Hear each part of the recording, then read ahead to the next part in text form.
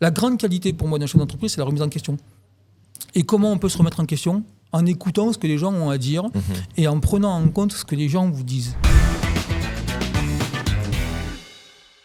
Bonjour à tous, bienvenue pour un nouvel épisode Walk the Talk, l'émission qui met en avant les entrepreneurs qui ont décidé d'avoir un impact positif sur leur territoire et qui ont mis au centre de leur stratégie le développement des collaboratrices et des collaborateurs. Je suis aujourd'hui avec Patrick. Salut Patrick. Bonjour Christophe. Merci infiniment de nous recevoir. Merci à vous d'être présent dans ce restaurant. On va être diffusé sur deux médias, des podcasts audio et la partie vidéo, donc tous ces caméras avec notre plus beau sourire. Format assez court, 25 minutes, une demi-heure. À votre convenance. Pour savoir un peu qui tu es, ce que tu fais et surtout ce qui va m'intéresser, c'est comment tu réfléchis en tant qu'entrepreneur. Et la deuxième partie de ce concept, c'est d'aller sur le terrain et de voir concrètement comment les choses se passent. Et c'est le principe de l'émission Walk the Talk, c'est on dit des choses et on les montre juste après sur le terrain. Bon, ok. Cool, peut-être que tu peux te présenter rapidement et dire qui tu es, ce que tu fais. Alors très rapidement, ça va être compliqué parce que j'ai 55 ans maintenant. C'était une question que je voulais te poser, ton âge. Il commence à y avoir un petit peu de background, comme on dit. Écoutez, bonjour à tous, moi je suis Patrick Dieuzot, je suis franchisé de Burger King sur le marché Audois. Audois, donc ça correspond à Carcassonne et à Narbonne. J'ai commencé cette expérience de franchise en fait sur le marché toulousain, en l'occurrence à Saint-Orens-de-Gameville, que j'ai exploité pendant 2 ans et que j'ai revendu pour me concentrer sur le marché Audois. Fondamentalement, je suis quelqu'un d'assez feignant parce que en fait, mes 30 années de carrière s'orientent seulement autour de la restauration rapide. Donc Burger King, c'est de la restauration rapide, où j'ai opéré pendant 20 ans dans une marque qui a été une très belle marque en France et qui recommence à devenir une belle marque aussi, donc en l'occurrence Quick. J'ai opéré aussi après chez KFC et je suis arrivé chez Burger King. Pourquoi chez Burger King ? Parce que je trouvais que le projet était intéressant, le produit est très joli, on a un très bon produit et les valeurs de la marque pour moi m'intéressaient beaucoup. Donc c'est ce qui a été une résonance pour moi et concrètement j'ai postulé pour devenir franchisé, j'ai été sélectionné. Il a fallu amener des fonds, mais évidemment, pour pouvoir faire donc, le premier investissement et les autres qui ont suivi aussi. Et voilà, donc aujourd'hui, vous êtes à Narbonne, dans un très joli restaurant qui est un ancien restaurant, parce que celui-ci a été transformé, c'est un ancien Quick, transformé en BK, et ça fait 7 ans qu'il est exploité en tant que Burger King. Vous êtes au cœur d'une zone commerciale intéressante sur Narbonne, entrée de ville. Route des plages, donc on est sur la zone de Bonne-Source avec une grosse locomotive, en l'occurrence le Carrefour de Bonne-Source qui vient de faire une très belle rénovation extérieure en mettant en place beaucoup de panneaux solaires et avec une deuxième tranche de travaux, ils ont prévu de mettre beaucoup de bornes de recharge pour les véhicules électriques.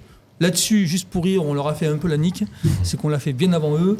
Il y a 2 ans en arrière, nous on a mis des bornes de recharge, enfin j'ai décidé de mettre des bornes de recharge pour des véhicules électriques parce que je voulais que mes clients puissent se recharger et je voulais aussi pouvoir permettre à mes équipes de direction, donc en l'occurrence mes directeurs, de pouvoir avoir des véhicules de fonction qui a un impact positif sur l'environnement. Donc on en parlera certainement, mes véhicules de fonction sont soit hybrides, soit électriques. Voilà. Ah, cool, super. Voilà une petite introduction. Ouais, petite introduction, tu m'as donné pas mal de choses, merci beaucoup. Il n'y a pas de bonne ou de mauvaise réponse, ce qui m'intéresse vraiment c'est comment tu raisonnes. Tu as dit à un moment donné, j'ai postulé ou j'ai candidaté et j'ai été accepté, ça se passe comment ? Ils peuvent te dire non ?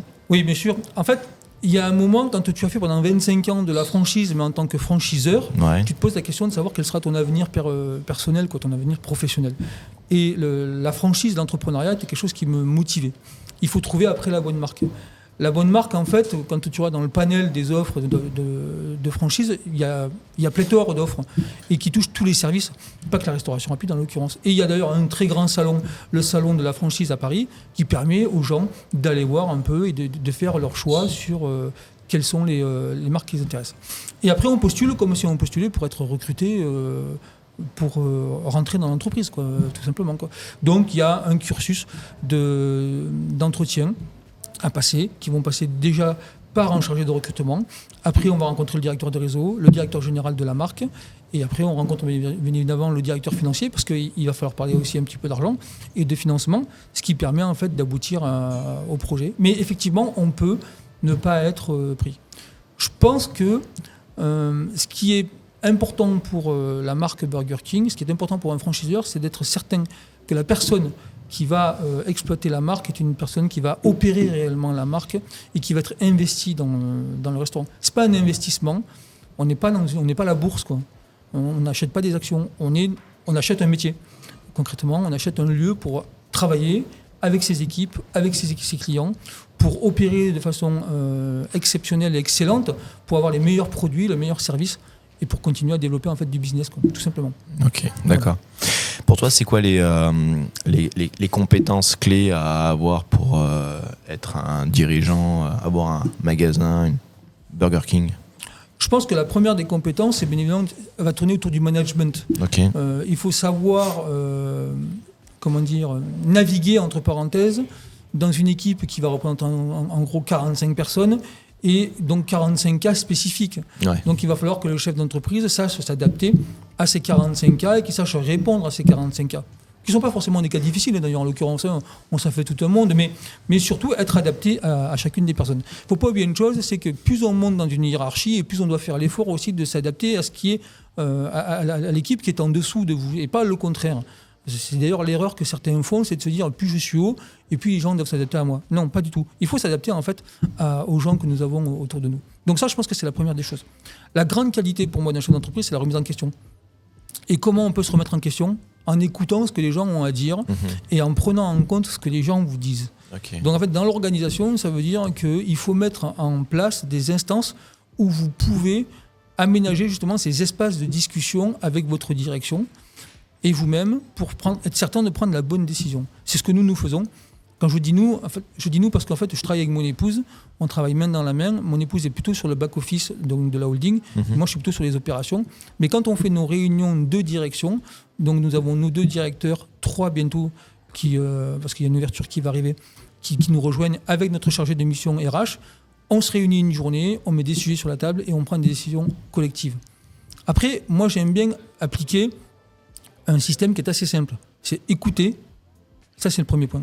Digérer, donc j'écoute, je digère ce que l'on me dit, je décide et après j'explique. J'appelle ça l'aide en fait, E-D-D-E, ce qui me permet en fait effectivement d'être certain quasiment que la décision qui est prise, elle émane déjà du terrain. Donc si elle émane du terrain, elle émane d'un besoin du client, et on est au service de notre client, et si elle émane du besoin du client, il n'y a pas de raison qu'on soit à côté de ce que le client attend, quoi.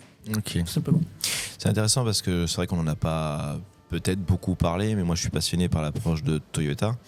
Et Toyota, un des concepts clés, c'est d'aller régulièrement sur le terrain, au contact de ses clients, de ses collaboratrices, collaborateurs, pour comprendre ce qu'ils vivent au quotidien, c'est quoi leurs problèmes, et de là prendre des décisions plus proches finalement de la source. Et c'est ce que tu me racontes dans l'idée de faire l'effort, toi, de te mettre au service de tes collaboratrices et collaborateurs, et de comprendre. Donc je suis très très très sensible à ça. Peut-être juste nous dire ça représente quoi un magasin Burger King en quelques chiffres? Alors, ça représente quoi? Ça représente des milliers de clients que nous servons. En gros, on va être à 250 000 transactions annuelles. Ouais. Oui, sur les restaurants. Donc, il y a Carcassonne et Narbonne sont équivalents. Des pics d'activité très importants sur la période estivale, bien évidemment. À partir de juillet, août, nous, on est vraiment en très grosse activité. Quand d'autres villes, eux, sont en baisse d'activité. Et des pics d'activité aussi sur la partie donc, du week-end. Et dès qu'il y a un grand pont, ou dès qu'il y a des vacances scolaires, à part bien évidemment les vacances d'hiver, là, Narbonne n'est pas une destination et Carcassonne non plus, quoi. On va avoir une base annuelle qui va être en gros de 45 personnes. Et l'été, on va monter en gros à 80 personnes par restaurant. Après, dans la hiérarchie, chaque restaurant a sa propre organisation pyramidale, avec un directeur ou une directrice. Narbonne, c'est une directrice, Madame Caman. Carcassonne, c'est un directeur, Monsieur Dutertre, qui eux-mêmes vont piloter et vont manager des équipes de managers, donc en l'occurrence entre 4 et 6 managers. Et derrière, il y a des chefs d'équipe, donc ce qu'on appelle des leaders et des shift leaders, qui vont être aussi à concurrence de 4 ou de 5 par restaurant. Donc ça, ce sont nos équipes en fait, d'encadrement. L'équipe de direction, c'est directeur-manager, et l'équipe d'encadrement, c'est directeur-manager et leader. Okay. Le directeur est un cadre, les managers sont des agents de maîtrise, et nos leaders sont des employés, au même titre que nos équipiers. Ok, voilà. D'accord. Ok. En termes de plan de carrière, tes collaboratrices, tes collaborateurs, ils sont là depuis combien de temps ? Il y a des évolutions dans la boutique Alors, il y a des évolutions. Alors, c'est très intéressant parce que la restauration rapide, et je pense que quelques marques que ce soit de la restauration rapide, ce sont vraiment des écoles, des endroits d'ascenseur social. Ok. Réellement. Ouais, moi, j'en suis le cas. Ouais. C'est vrai que c'est un truc que je te coupe parce que il y a pas mal d'enseignes qui en font aussi la communication, et c'est vrai que vu qu'on a la chance de discuter avec toi et d'être au contact, c'est vrai que ça c'est un sujet qui m'intéresse. Alors c'est vrai, et il ne faut pas se leurrer, la restauration rapide a encore aujourd'hui mauvaise presse. Ouais. Alors certainement parce qu'il y a rapide dans la restauration, qu'on est aussi en France, qu'on est dans le pays de la restauration, et que effectivement, moi je me mets à la place de tous les autres restaurateurs. Je comprends pas ce concept qui arrive et qui prend des parts de marché et ça m'enquiquine et je comprends pas. Voilà. La restauration rapide, en fait, c'est pas de la malbouffe, contrairement à ce qu'on pourrait dire. La malbouffe, en fait, c'est quand on mange pas bien. Donc c'est quand on mange toujours la même chose. Donc il est clair que si vous mangez tous les jours du foie gras, il y a un moment donné, on va avoir un problème de prise pondérale. Il est clair que si tous les jours on mange que des haricots verts, il y a un moment donné, on va avoir des problèmes aussi médicaux, d'autres problèmes. Et il est clair, moi je le conçois aussi, que si on mange toujours un hamburger, il y a un moment où on va avoir des problèmes, des carences ou des apports trop importants sur certains items. La nourriture, en fait, elle s'équilibre comme la vie doit s'équilibrer, comme on doit faire du sport pour pouvoir justement répondre à ce que le corps a besoin. Donc la restauration rapide a encore malheureusement mauvaise presse, c'est dommage. Parce que, d'un point de vue qualité, on fait des efforts énormes et on offre des produits réellement de qualité à nos clients. Aujourd'hui, quand on sert un master auvergnat ou quand on sert un master cantal, il faut quand même être conscient qu'on offre de la viande 100% française. C'est quand même un point qui est important. On offre un cantal qui a 24 mois d'affinage, donc c'est un produit de qualité. Alors effectivement, il est servi dans un environnement où il y a beaucoup de clients. Et je pense que la masse, en fait, donne cette mauvaise image de la restauration rapide. C'est triste. Sur la partie entrepreneuriale, sur la partie employeur, excusez-moi, c'est pareil. Moi, j'ai commencé ma carrière en 1992 chez Quick, à Saint-Jean-de-Védas, à côté de Montpellier. J'étais un jeune manager. Je sortais de l'école hôtelière, je sortais de l'armée, et je me cherchais. Et en fait, je me rends compte que 30 ans après, je me retrouve chef d'entreprise à gérer des équipes entre 80 et 160 sur l'été, et que c'est la marque Quick, et que c'est la restauration rapide, et c'est KFC, et c'est Burger King qui m'ont permis de faire ça. Donc moi, je dis merci à la restauration rapide parce que c'est vraiment une activité dans laquelle on peut s'épanouir. Il n'y a qu'une seule condition. À mon sens, elle est sine qua non, c'est l'investissement qu'on y met dedans, quoi. Et la volonté que l'on veut de pouvoir évoluer. Donc concrètement, aujourd'hui, 100% de mes directeurs sont issus de postes d'équipiers. 100% de mes managers sont issus de postes d'équipiers. Et 100% de mes leaders sont issus de postes d'équipiers. Et je sais que demain, 100% des futurs directeurs que j'aurai dans d'autres restaurants seront quasiment issus de l'équipe que j'ai aujourd'hui dans mes restaurants. Ce que je dis aux directeurs, c'est un point qui est fondamental. Ce sont avant tout des révélateurs de talents. Donc on doit découvrir les talents de nos équipiers et on doit les révéler. Parce que beaucoup ont du talent sans s'en rendre compte. Donc on doit les révéler, ces talents. Il ne faut pas oublier une chose, c'est qu'on a une équipe de jeunes, c'est des gamins qui travaillent avec nous. Donc quand on a 18 ou 20 ans, on ne sait pas exactement ce qu'on veut faire et on n'est pas conscient de ce que l'on est capable de faire. Charge à nous, qui malheureusement sont plus vieux aujourd'hui, qui avons de l'expérience, de pouvoir mettre le doigt justement sur ce qu'ils sont capables de faire, de les accompagner pour pouvoir les aider justement à s'inscrire avec nous dans un projet professionnel et demain à devenir, pour certains leaders, managers et pour certains directeurs. Pour aller jusqu'au bout, Dimitri Dutertre, le directeur donc, de Carcassonne, va à partir du 1er février, il est promu superviseur. Donc c'est aussi encore une étape supplémentaire, c'est-à-dire que ce garçon, par la force de son travail, par son investissement, par ses idées, par sa capacité de réflexion et d'action, atteint aujourd'hui un poste. Je pense qu'il y a 25 ans en arrière, il ne pensait pas qu'un jour il pourrait être superviseur. Okay. Et ça, c'est la restauration rapide. Ok, d'accord. Donc il y a vraiment un... Factuellement, c'est vrai. C'est vraiment, oui. Ouais, c'est cool. C'est, ok. Tu dis que tu as commencé à 22 ans, c'est ça ? J'ai commencé en 92, ouais, et je suis né en 69, donc 23. 23 ans. Au sortir de l'armée, oui. 23 ans. Je vais dire le gamin, j'ai le droit, 23 ans. Ouais, je pense. Ouais. Le jeune homme. Le gamin, ouais. Le conseil que tu lui donnerais, toi aujourd'hui. Si je devais revenir il y a 23 ans en arrière, ouais. Il y a 23 ans en arrière, excusez-moi, il y a 30 et quelques années en arrière. je lui dirais de garder en fait sa ligne, son code, quoi. Moi, j'ai un adage qui pour moi est très important et que je répète constamment à mes équipes. Mon adage, c'est répéter, c'est réussir. Je pense qu'on ne peut pas réussir si on ne répète pas quelque chose. Okay. La répétition, c'est une vertu. C'est une vertu d'excellence, c'est une vertu de performance. Et je pense que à partir du 25 août 1992, le premier jour où je suis rentré dans un restaurant Quick pour faire ma carrière professionnelle, je pense que j'ai toujours répété les mêmes choses. J'ai répété. J'ai répété ce qu'on m'a appris. Donc en fait, la transmission, elle est importante aussi.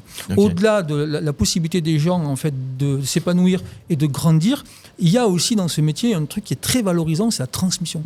On transmet du savoir, on transmet de la passion et on transmet à des petits jeunes qui, à un moment donné, vont se retrouver directeurs de restaurant. Et ça, c'est exceptionnel. Ça, c'est top.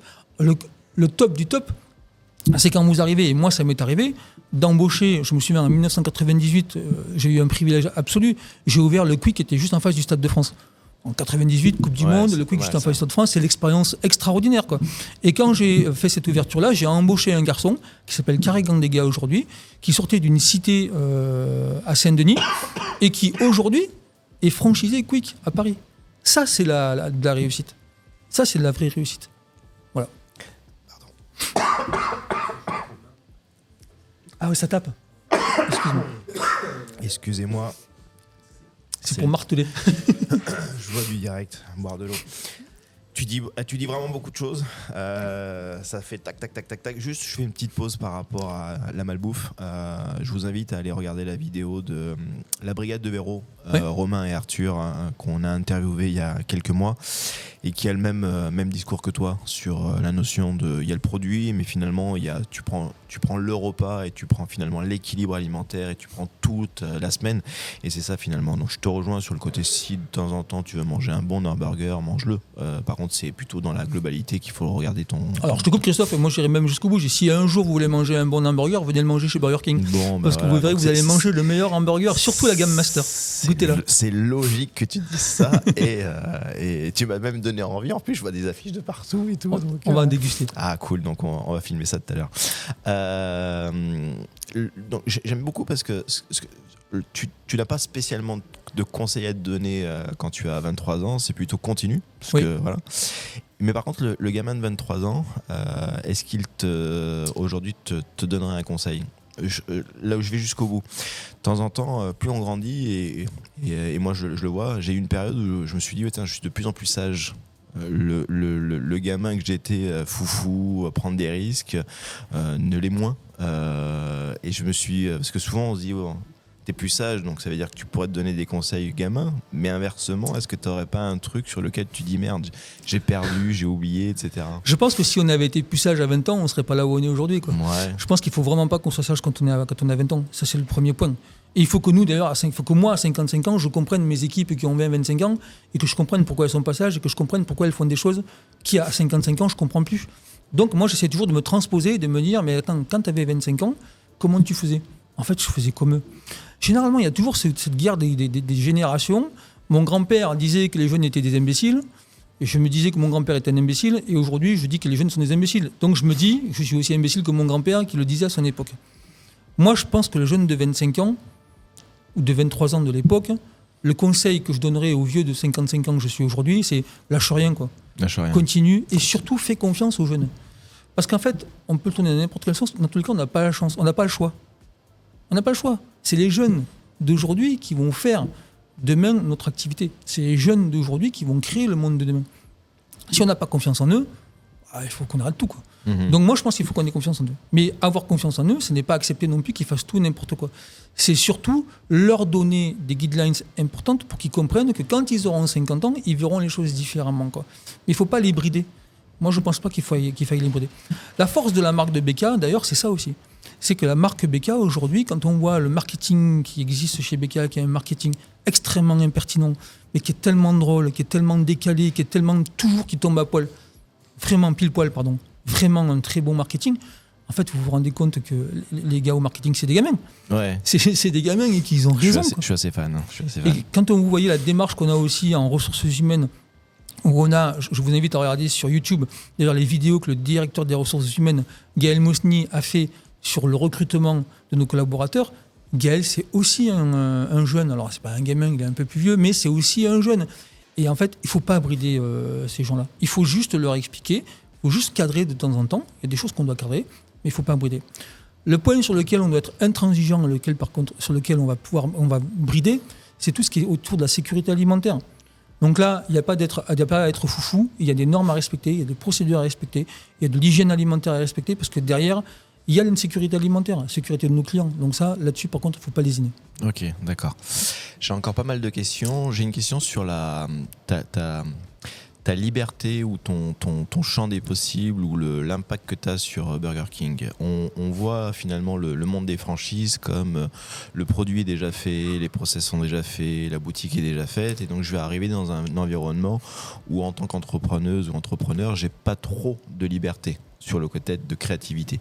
Comment tu abordes ce point-là, toi ? Alors, l'avantage de la franchise, c'est qu'effectivement, quand on arrive en tant que chef d'entreprise dans le monde de la franchise, tout est cadré.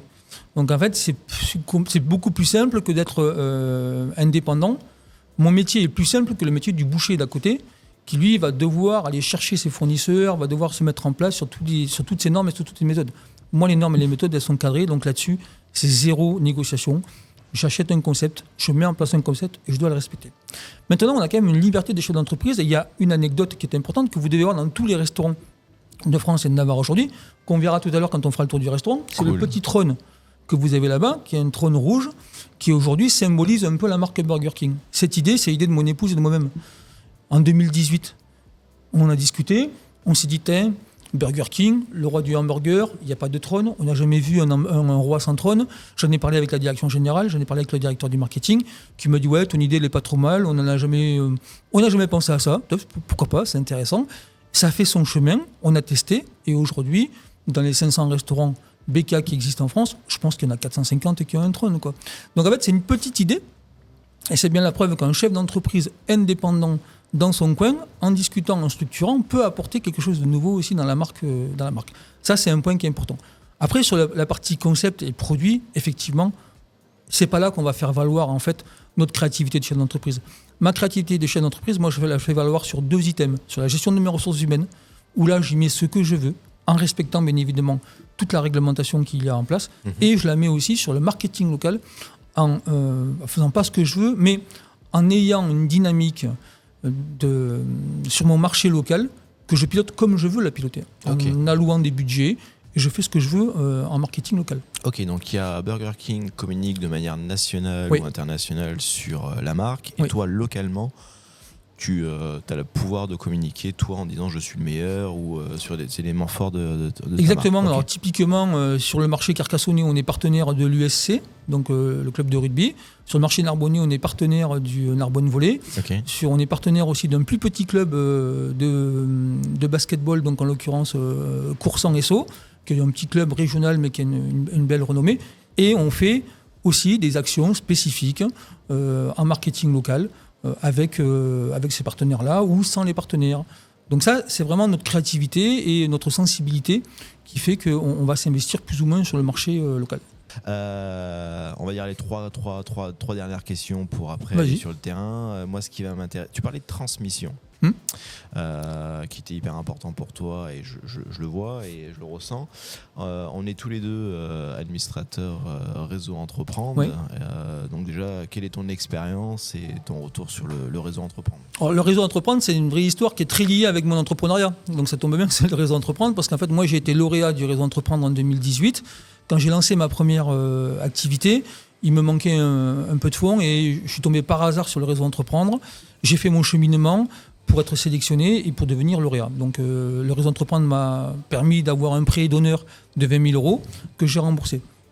Une des valeurs du réseau Entreprendre, qui pour moi est la plus importante, c'est la réciprocité. Et comme en fait j'arrivais au bout donc de mon remboursement et que je voulais passer en fait en tant que membre d'avenir, il me semblait tout à fait logique d'aller taquer à la porte du réseau, de dire bon écoutez, j'ai remboursé l'argent que je vous dois, merci de me l'avoir prêté, ça m'a permis de me lancer. Maintenant, moi je veux vous rendre ce que vous m'avez donné et je veux m'investir. Donc le réseau Entreprendre, moi je l'ai connu à Toulouse, donc Occitanie-Garonne, et en fait je me suis investi en tant que membre dans Occitanie-Méditerranée, en ayant déménagé et en venant vivre sur l'Aude. Pour moi, le réseau Entreprendre, ce que j'aime beaucoup dans le réseau Entreprendre, c'est justement quand on n'y va pas pour chercher quelque chose. Moi, j'y vais pour amener quelque chose. J'y vais pour amener de l'écoute, déjà, ce qui est très important. J'y vais pour amener un esprit critique avec des chefs d'entreprise qui vont se lancer ou qui sont déjà lancés et qui recherchent en fait du soutien et de l'écoute justement et de l'esprit critique pour continuer à avancer. Ce qui est important dans la réseau d'entreprendre, c'est de considérer que quand on se lance en entreprise, dans l'entrepreneuriat, même moi qui suis adossé à un franchiseur, et donc qui est tout un réseau, et derrière moi le réseau de Burger King, il y a des moments où on se sent tout seul. Il y a des moments où on a besoin d'avoir d'autres chefs d'entreprise qui ne font pas forcément la même activité que nous, mais pour échanger tout simplement avec eux, pour avoir un avis contradictoire, un avis contrariant de temps en temps, mais qui est peut-être aussi celui qui va nous permettre de ne pas faire une connerie. Et ça, pour moi, c'est vraiment important. Donc le réseau, on est administrateurs tous les deux. J'ai le privilège en plus maintenant d'être vice-président sur la partie OD, et c'est une charge supplémentaire, mais ce n'est pas un fardeau. C'est une vraie charge, c'est vraiment quelque chose d'important. Et là, on est vraiment dans la transmission, parce qu'on voit plein de dossiers de jeunes ou moins jeunes, et on se dit, waouh, quand même, quelle fierté d'avoir participer au lancement de telle ou telle opération. Moi, j'ai 2 exemples qui me viennent à l'esprit. J'ai Aubert et Mathieu, 2 petits jeunes à Carcassonne, qui ont lancé donc, leur vin. Et leur idée était tellement intéressante, tellement maligne, et tellement dans le partage en plus. Je me suis dit, mais c'est vraiment intéressant, quoi. Et j'ai aussi Micamino, donc, qui a été lancé par une dame de Carcassonne, j'ai oublié le nom, mais ça va me revenir. Et ça aussi, c'est intéressant de voir, elle s'est battue, elle avait des idées, elle avait vraiment une conception hier.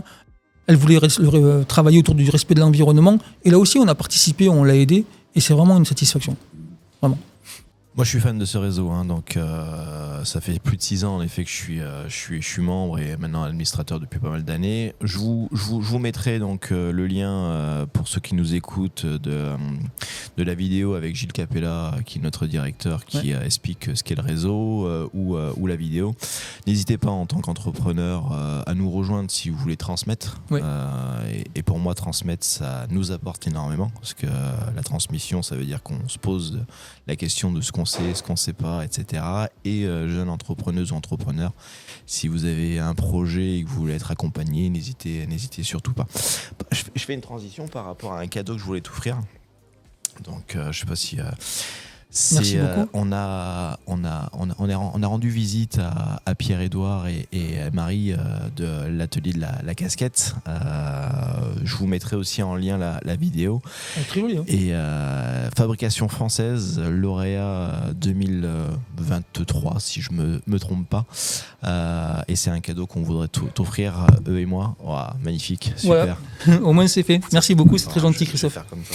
C'est très gentil. J'ai 2 dernières questions. La question, c'est quoi tes challenges sur 2024 ? C'est quoi ton challenge 2024 ? Alors, le premier challenge 2024, il se situe au 14 février. Alors, c'est à Saint-Valentin, ça n'a rien à voir avec mon épouse. Hein. Même si on va fêter ça. C'est que le 14 février, on ouvre un 2e restaurant sur Carcassonne, en l'occurrence sur le marché, sur la zone d'activité de Salvasa. Donc, on est en train de préparer ça avec Dimitri en tant que superviseur et Stéphane, là aussi, encore une promotion, qui était manager à Pont-Rouge et qui devient directeur du restaurant de Salvasa. Donc ça, c'est une vraie fierté aussi. On a accueilli hier matin 40 équipiers qui sont en cours de formation sur Carcassonne. Donc on est allé se présenter, les remercier de rejoindre l'aventure et leur expliquer qu'au sein d'eux, demain, il y aura des futurs leaders, des futurs managers. Donc ça, c'est le premier gros challenge. Il y aura certainement un autre challenge sur une autre ouverture en fin d'année ou début 2025. Ça, je verrai. Après, pour moi, le challenge, il est au quotidien, il est sur continuer à développer l'excellence opérationnelle de mes restaurants, parce que c'est la meilleure des possibilités pour pouvoir développer derrière de la rentabilité. Si on ne développe pas l'excellence opérationnelle, ça veut dire qu'on ne va pas satisfaire notre client, ça veut dire que notre client ne va pas revenir, et s'il ne revient pas, on va perdre du chiffre d'affaires, donc on va perdre de la rentabilité. Donc, 2 pans importants, excellence opérationnelle, développer après les compétences de nos collaborateurs, ça on continue. Et ici, en plus, ça tombe bien, on est à Narbonne, dans un restaurant qui est le restaurant École Nationale. Donc on forme des collaborateurs pour la France entière, que ce soit des collaborateurs Burger King, des collaborateurs d'autres franchisés, de collègues franchisés, qui m'envoient leurs futurs managers. Ils sont pris en charge ici par Virginie, la directrice du restaurant, et Francine, qui est la manager responsable de la formation. Donc on est vraiment au sein même là, de la transmission. Et ce challenge, c'est de maintenir ce niveau opérationnel sur ce resto, pour maintenir cette mission qui est une mission riche, une mission qui me rend fier. Transmettre, c'est important. Et se rendre compte qu'en fait, partout en France, il y a des petits qui sont passés par Narbonne. C'est une vraie fierté au bout du bout. Ok, d'accord. Ouais, voilà. Très... Pourquoi les clients reviennent chez toi ? Je pense que la première des choses, c'est le produit. Ouais. La marque est un attrait.